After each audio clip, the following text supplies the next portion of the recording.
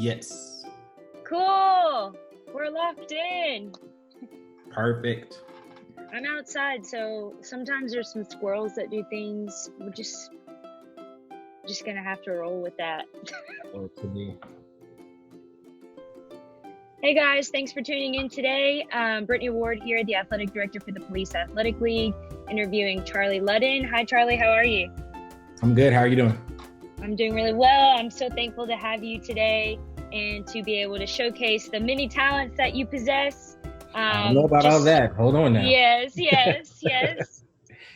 Just showing our young people the many opportunities that exist. So, Charlie, tell me about you. Where are you from? You're from LA, right? I was born in Los Angeles. I was mostly raised here in Oklahoma City. Just another kid from the East Side. Grew up and went to middle school and high school over at Northeast Academy. That is now, what's it called? Classen at Northeast, I think is what it's called now, like that. Yeah. So, but yeah, just grew up on the east side of Oklahoma City. What did you do in high school? Were there any programs or any organizations that you were a member of, or did you do peer-to-peer mentoring? Like, let's dive into that. Let's see, where do we start? So Northeast was a 6 through 12 school. We were actually the first class to start the 6 through 12 program, so the first graduating class. So I was there from, 1998 to 2005. I think that's what it is, something like that. So the first graduating class to complete. I did football. I was in the band from 6th through 12th grade. I played football. Trying to think what else I did. Student council. I was really big into student council. National Honor Society, those kind of things, the kind of hit and miss things. We had a choir for a little bit that I did my senior year. So just having fun. Why were those things important to you? Is that something that was spoken about in your home, or is that something you had innately? Like, why being a part of those organizations was a big thing for you? So I knew young that I needed to be active and engaged in many things, because if I was busy and my schedule was full, I mean, there was no way for me to get in trouble because I always had somewhere else to be. Right. I grew up, my mom raised me and my younger sister. It was a single parent home. So it was one of those situations where I got off from school and it was either be home and just be home after school in the middle school, or find ways to be productive. So what I did is I tried to have as many after school activities that I could think of that I actually enjoyed. And that's what happened. So when I got into high school, really what it was I had that band practice after school. And then I had football practice. What did you play? I played trumpet from 4th grade to, 8th grade. And then they switched me to baritone. And I played baritone from 8th grade to senior year. Like marching band in high school then? Yes, I did marching band. I did concert band. Dang. You are really passionate about music. Maybe not necessarily the trombone, but you are really passionate about music. Yeah. So, I mean, I love music. It's one of those things where it was a release for me.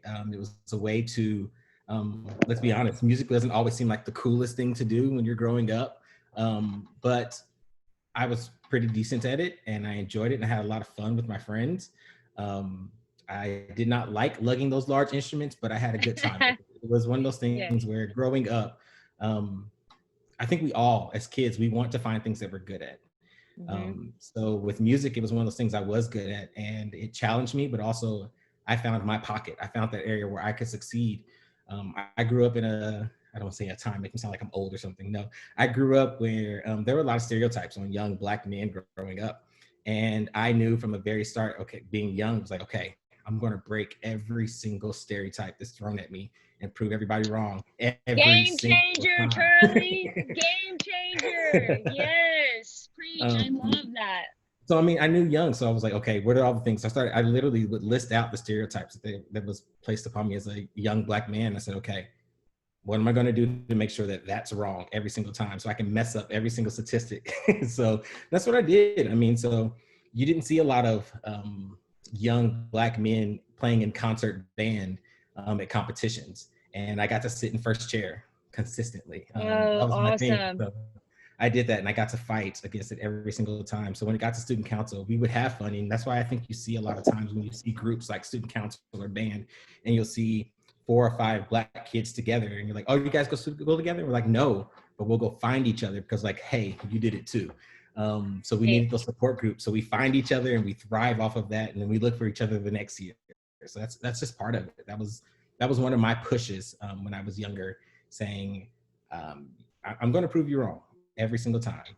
I mean, that was the cool thing about going to Northeast, was it was a school that was predominantly Black. So we had a lot of people in our area, but when you get to competition and get into the state level, that's not the case. You're going to go around places and it is not a predominantly Black activity, I guess what you would say, stereotypically.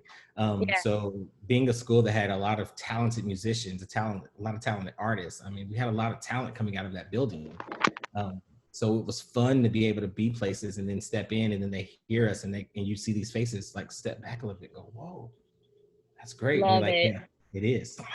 So, I mean, and that's one of the things I tell, I mean, I was a youth minister for a while and I was a children's minister for a while. And I tell people, surround yourself with people that are going to keep pushing you, because that's the part that when you're down, when you're struggling. I mean, I had a text message from a friend of mine that I've known since middle school that's just struggling with what's going on in the world today. And our group thread is us supporting each other, saying, you know what, first comes first. You have to take care of your mental, whatever happens around you. As long as you take care of what's happening with you mentally, then you can take that next step. Because if you break down there, you can't help yourself or anybody else. So those are the uplifting things we get to do for each other, saying, hey, brother to brother, I got your back. Let me know what you need, but take care of you first. And whatever you need to do that, you let us know and we have you. So those little things that we do. That's powerful. That's important. Yeah, and I definitely. think during this time, man, like with the pandemic and everything that's, all the civil unrest and everything else that's going on, man, spot on with that. Like if your cup's empty, it can't overflow with anything, right? Like, and you'd really love it to be overflowing with love and thoughtfulness and well-being for others, but it's hard when you're depleted, you don't have anything to give. So totally respect and appreciate that. And I think it's important to check in on your people, right? Like super important to do that, especially during this time. So you graduated from classing at Northeast, or what it is now. Then it was just Northeast. Yeah. And then what happened after that? I was extremely blessed. I was trying to figure out what was going to happen with school. Am I going to keep trying to play football? Am I going to try to do band? I knew band wasn't the thing I wanted to do, so I was trying to figure out what was happening. Then I heard about a scholarship called the Claire Looper Scholarship that is in honor of Miss Claire Looper. And it was at Oklahoma City University. I had passed Oklahoma City University probably 4 times a week, every single week, my entire life, and never gave it any thought. Didn't even know what the school was like. I mean, every school kind of has like a certain major or degree that kind of is the focus. So I had no idea. Heard about the scholarship, heard it was a full ride scholarship. Again, like I said, a single parent home. I knew scholarships was going to be the part that's going to get me to go to school. Right. So I applied for the scholarship, and it was a academic and community involvement based scholarship. So, and it would have been a full ride to OCU. Right up your alley anyways, man. Right. So I had filled out the application. I listed all my community service work, from student council, from my work at the church, what I was doing as a young kid, and doing all the mission trips and mission work in the city. And I remember, it was in my senior year, I'm driving down Western, and I get a phone call from this weird number of my super cool cell phone that was about this big at the time. Yeah. And this little button I could press, and I turned on the phone, I picked it up, and there's this lady calling me and saying, hey, this is Ryan McLaughlin at OCU. I'm your admission counselor. I got your application for the school. And I'd already known I was admitted to the university. And she's like, I'm just calling to let you know you are a recipient of the Claire Looper Scholarship. And I was freaking out. I was driving. I told her this years later, I was so excited. I hopped a curb and was like, oh, shoot. But that changed my entire trajectory of my life. That scholarship, full ride scholarship, room, board, tuition, fees, I received, and then a stipend for books. That changed everything. Not only was it the ability for me to now be able to go to college and not have to like stress about paying for it. Finances, yeah.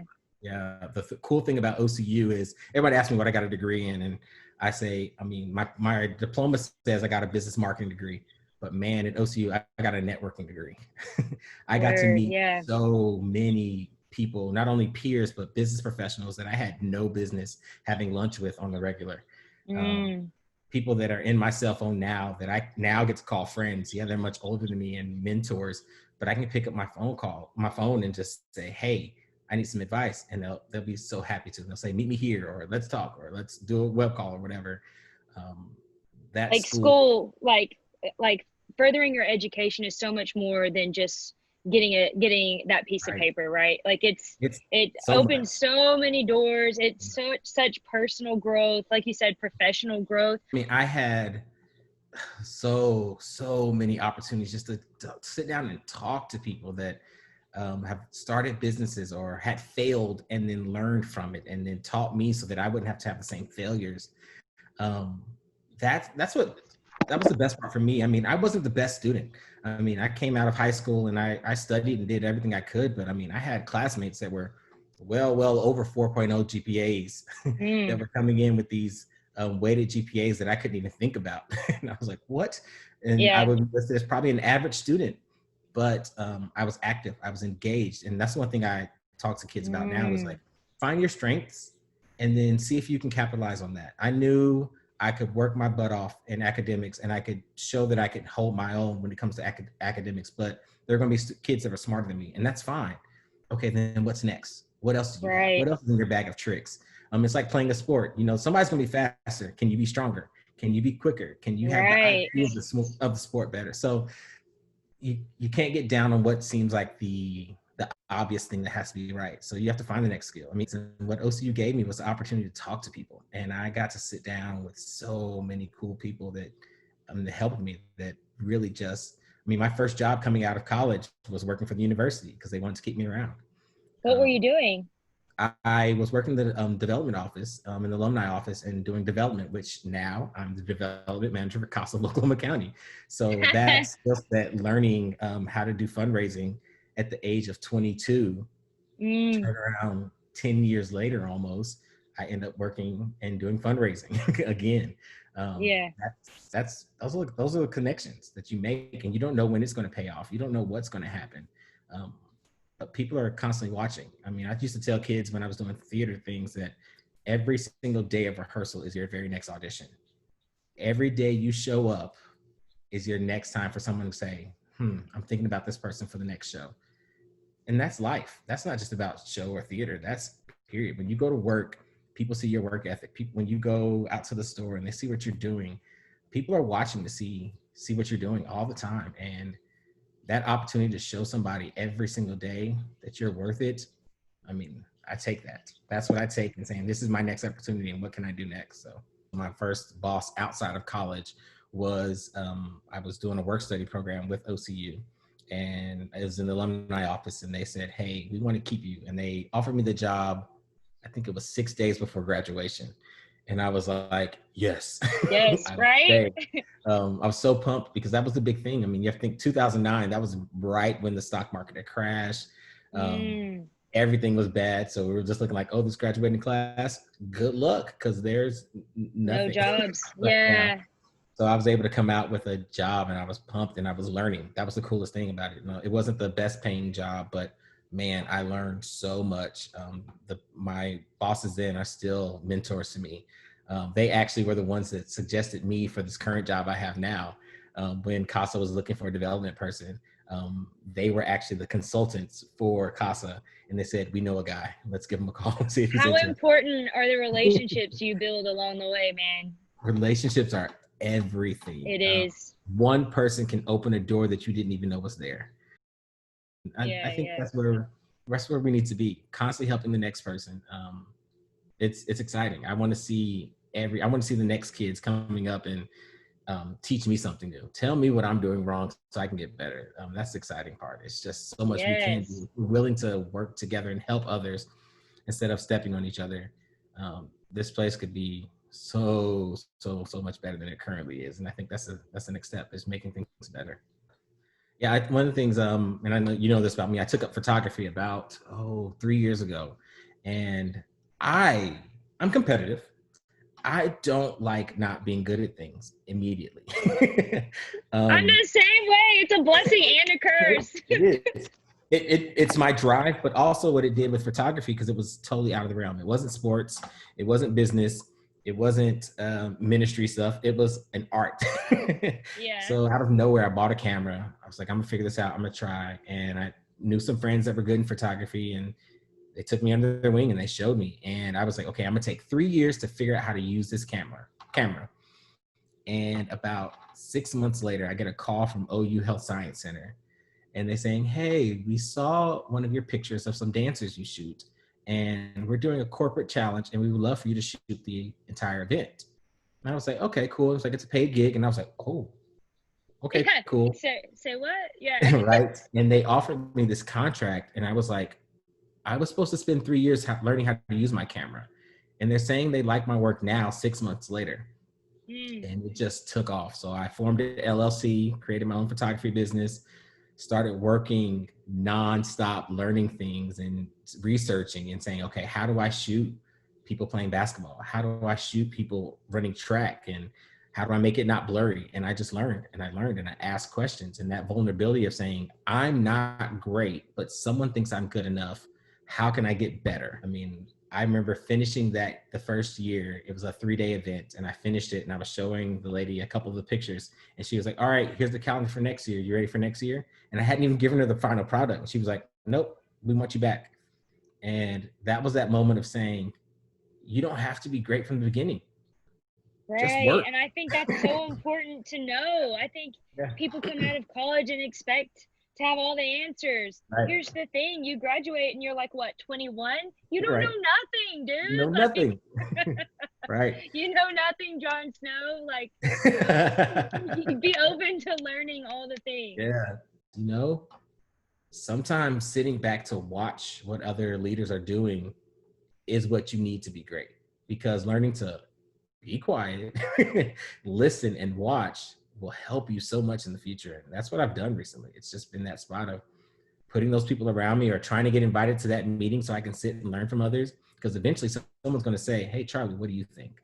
And I'm going to Exactly. go, That honestly, or, that lesson though of being of not, I think we're in a culture where people talk over each other so much, and you don't get an opportunity to express your full thought, because rather than actually listen for the sake of listening and understanding what point you're trying to get across, I'm just like, okay, is it my turn to speak? It's that is a powerful lesson to learn. one of the things we used to teach, I ran a literacy program with some coworkers, and I had a great boss. And she, one of the lessons she would teach the interns, and I sat back and learned, was active listening. And it's, you sit down Yes. and without responding at all. That means you don't go, you don't go, you just sit there silent and just look at the person in the eye until they are done speaking. And it is the most uncomfortable thing to truly sit there and not respond at all. And then when they're done, you go, okay, but what happens is you're not preparing your next argument. You're not preparing your next statement. You're really shut down and saying, I'm listening to everything you say. And it's really hard the first probably 20 times you try it. And now I get to sit down and people start talking and I just go quiet mode. People go, are you okay? I'm like, yeah. Number one, they're either wondering, is he zoned out? Or is he really into what I'm saying? And what's a better statement than someone thinking, man, he's really listening to what I have to say? What kind of confidence does that build to that person speaking? I mean, that's awesome. You can help uplift somebody like that. Go for it. But it's part of that. It's just part of it's getting over yourself. That's really what it is. It's getting over Yes. yourself, getting over your ideas and thinking that you're right all the time and just saying, let's go. What's up? What's happening? So definitely. And so I know that you are a member of a number of boards, right, in Yes. Oklahoma City. And so I want you to, like, feel free to name them all or name a few of them, and maybe talk about how a young person can start the path towards getting involved in that. Why is it important? What kind of opportunities does it present? That sort of thing. So board service was one of those things that just sounds really cool, or sounds like It I does. made it. I didn't know what it was when I was younger. It just sounds like, oh, he's on a board. What does that mean? Well, it means whatever you make out of it. I mean, one of the coolest thing is I was on the board at my church when I first started. I was one of the youth trustees they had. Um, but for me, board service was my way to give back to the community. Nonprofits in Oklahoma City, where there's a bunch of us. There are a lot of There's nonprofits in like Oklahoma City. 10,000 or something. So many. But being on a board for me it was a leadership opportunity to help other people get to promote the work that they're doing in nonprofits. So I served on the Young Nonprofit Professionals Network board. I actually just rolled off last month, which is all about nonprofits and like when you're starting up and how to get involved and really teaching others to really get engaged in the nonprofit sector. For me, board service is giving a voice to those areas and those people that may not have been able to be at the table, because I've had opportunities to be in the rooms or be at tables where I can now say, okay, whose turn is it now? Definitely self-awareness is something I've had to work on. I think when we're young, we have these goals of being the best at everything. And I think awareness to say, hey, stop, breathe, take care of your mental health, because I was not good with that. I was the one who would have 6 meetings in a day and would work until 2 a.m. because I felt like that was what was supposed to happen. And it affects your mental health. It affects your physical health. I mean, I had spots where I think it was my sophomore year in high school, they found a small tumor on my brain. It couldn't be removed. It was in a weird spot. You're saying it's more dangerous to remove it. And then we started realizing that it was causing a lot of migraines. And I had a constant headache from the scans they did. They were realizing I had a constant headache for a little over a year. And when you have a constant headache or anything constant, that becomes your normal. So you don't realize it's a pain or anything else, because that's just Tuesday to you. That's just what it is. So when I would get more stressed, migraines would form and it would shut me down completely. And I started realizing that at a young age. So when I got older and I felt those migraines coming in, I was like, you're doing something wrong. So it forced me into a self-awareness situation. Because if you asked any of my friends that said, hey, is Charlie good at self-awareness? They'd be like, oh no, he won't take care of himself at all. But it's part of it. I'm starting to figure it out. I'm working on it. And I think part of that self-awareness portion is learning to work on yourself, which is calling out your own flaws, which, that is not fun to do. Don't like it. Not one bit. So that's part of it. And that's been my journey. I've done some reading, and I'm that weirdo who I love all those interest inventories. I love my Myers-Briggs. I am huge into the Enneagram right now. I've also taught a couple courses. And man, I am a 7 through and through. Which means this right now, talking about myself makes me so uncomfortable. That's what a 7 is. But I've also learned to be better, you have to lead into that uncomfortable spot. So I know that you're like, I know you say you like dabbled in music and things like that, but when you say dabbled, what's that mean? Like, did you do some performances and things like that? See, that was a trap, and you did that on purpose. I have dabbled. In my, if any of my friends ever saw this, they would laugh. So I dabbled. I didn't do my first show until I graduated college. To this date, and that would have been 2009. So in 11 years, I have now done 16 music theater productions. Oh my gosh. So, and then within that spot, there's a couple of times where I've taken a year or 2 off. So some of those years I've done 3 shows, some of them I've done 2. My most recent one, I did Sister Act down at Sooner Theater, where I played Eddie, who was the cop that saved Dolores, which I did not know when I took the role was a larger role. I thought it was like, oh, they just need another guy to help, and it ends up being like the guy that saves the day and has this huge solo and had to do a quick costume change on stage. I was not prepared for that. I got to do The Hunchback of Notre Dame, which I believe was a regional premiere, in the first community theater in the region to do that show, and I was a ensemble role for that one. I got to play, probably my favorite role that I've gotten to do was I was Donkey in Shrek, and I got What? to. That is so cool. That was probably my most fun role that I've gotten to do. Did you have to do an And then, accent? hmm? Did you have to do an accent? Oh, I had to do the whole Are you gonna accent. do a little bit or what? Oh, let's see. What's a good line? Parfaits. Ooh, I love parfaits. Ooh, everybody loves parfaits. You know, my all-time favorite role. I got to do my favorite musical of all time is Ragtime, and I got to be the understudy for the lead. And when I knew the show was coming. I was pretty sure who was going to get the role because it's one of those roles there's not a lot of huge black male roles in musical theater. We just don't have a lot of shows that are out there that are designed for us. Ragtime is one of those where it tells the story of a black man who is coming up in the world, and then some crazy stuff happens and it becomes him against society, basically. And I've loved this role. I've loved every part of it, but I knew I was not going to get that lead part because I knew one of my friends who is one of the most talented vocalists and actors I've ever met. I knew it was his. And I was like, I'm fighting to be his understudy. That's what I was fighting for. And I was okay with that. And lo and behold, I got to be the understudy for that role. And we worked constantly together to get that down. And I learned so much from him. And I still, to this day, learn from him.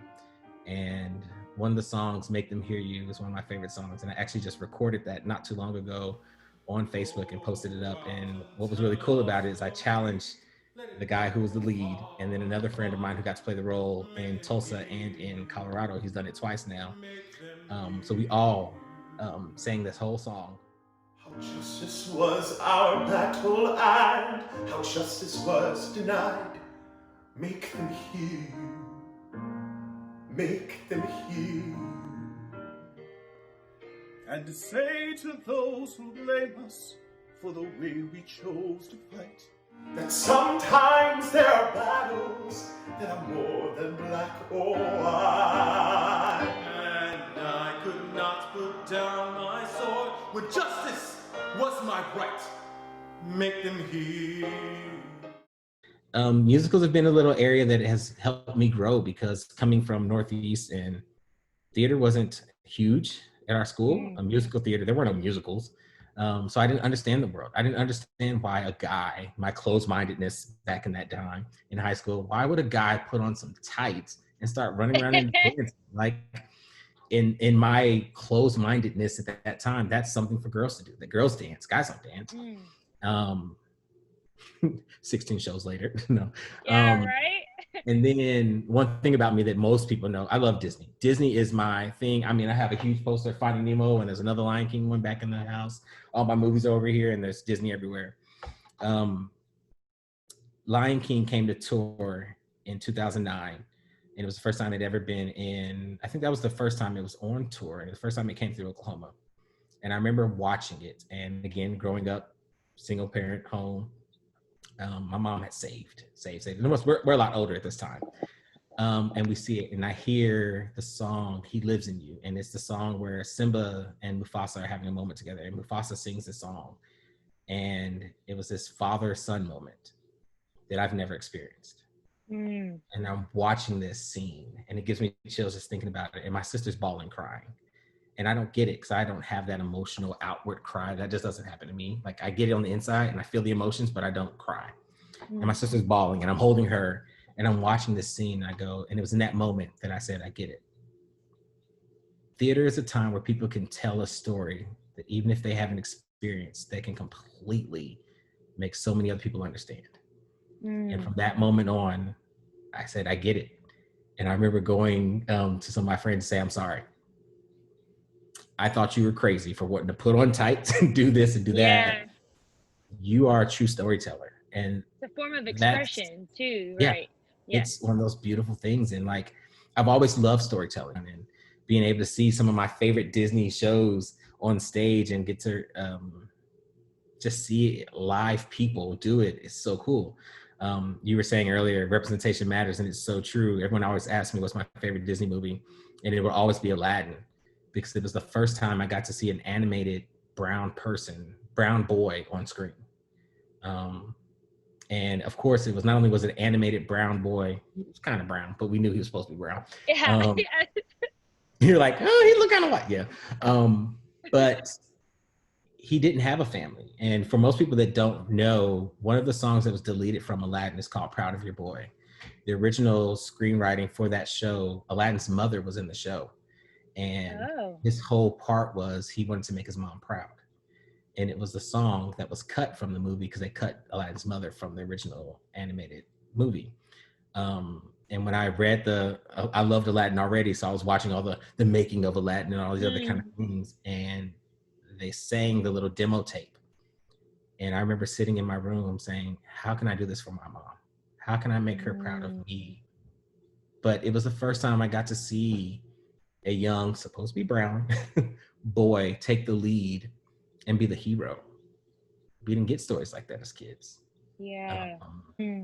There's a cool video when Hamilton was first released, and there's this little Asian girl, she's probably 2 or 3, and she's watching Philippa So sing, I think, Burn. And she goes, Mommy, it's me. You're gonna make me cry, man. And it's so like, we didn't have it. And if you look at these different cultures, I mean, you watch when Coco came out. Coco is now the number one. I love that movie. It's the number 1 movie of all time in theaters in Mexico because of representation. Right. And it was like, we get to see our culture. Our people. But it matters to kids. I mean, we get to watch it and we get to see it, have that tie. So I can't imagine being able to grow up can you imagine watching Coco as a young kid from Mexico now and being able to grow up and to see what happens later? Like, you expect to be able to see yourself on screen. That's great. All of us should have had that opportunity. So I agree. It's so cool. It's so cool to me. And like you said, as a young person, seeing somebody that looks like you doing something amazing, that has the ability to change your life. It does. It truly does. So. You almost had me crying there for a second. Dang. Not the intention. It's just, it's me. I mean, I get to, those are the things that I've gotten to experience. And those are things I didn't see. And I said, how do we change this? How do we fix this? How do we make this better for the next group? I don't feel like it has to be me, but if I have to be the one to be the face for a little bit so that somebody else can be, let's make it happen. Let's do it so we can get somebody else up here next. I mean, this city there's opportunity. There's so many opportunities. I mean, I think we have enough people. I mean, I say this, I was not overly special as a kid. I just wanted it. And that's what I tell kids nowadays. If you want it and you want to go for it, tell people.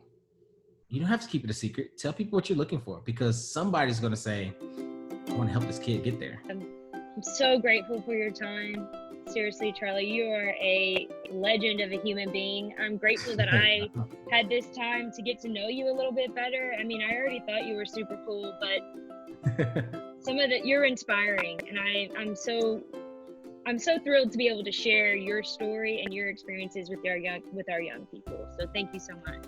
Well, thank you. I appreciate it. It's been fun. Even if I had to talk about myself, which is not comfortable. Guys, thanks so much for stopping by and checking out our Game Changer interview series. Can't wait for next week, and looking forward to hearing about the different ways that you are being a game changer in your Oklahoma City community too.